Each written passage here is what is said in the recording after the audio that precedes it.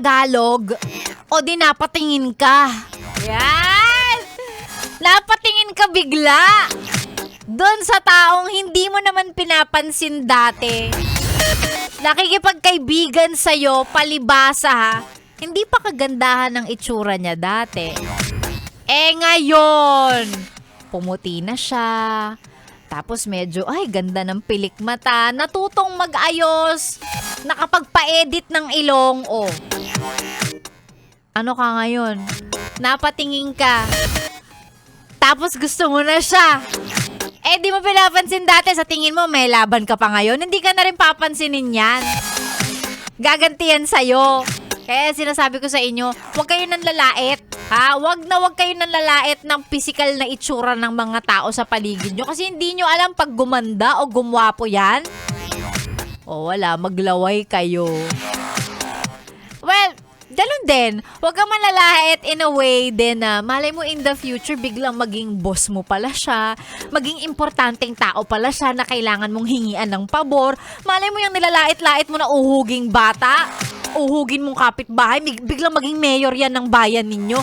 Paano ka?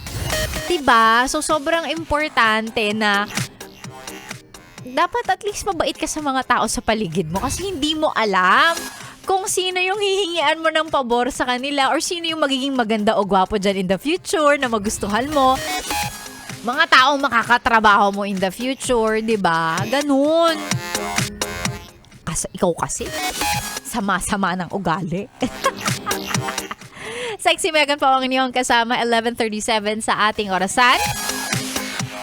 Alam nyo na yan, kapag medyo magtatanghali na, ibig sabihin, exit na si Sexy Megan, pero wag mag-alala. May kasunod namang magpapaligaya at magpapasarap ng tanghalian mo. Walang iba kundi si Maria Morena.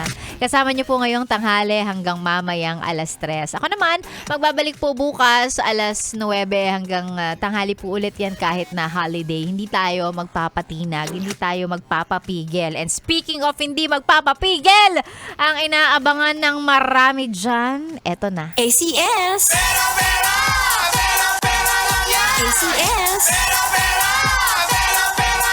ACS! Ang simple lang ng hinihingi ni Sexy Megan ngayong araw na to, selfie attendance lang. Mag-send ng selfie at isend sa FB page DJ Megan Yes FM. Ayan. Ang cute ng mga selfie ninyo.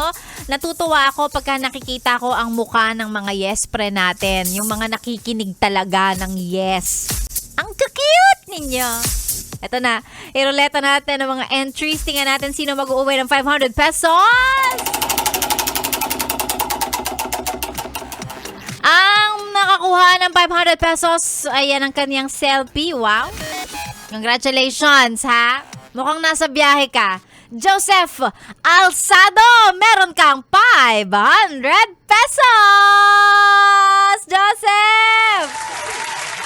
Congratulations sa'yo, Joseph Alsado. I-send mo na ang iyong valid ID at ang iyong GCash number para mapadala ko na ang napanalunan mo ang 500 piso. Maraming salamat.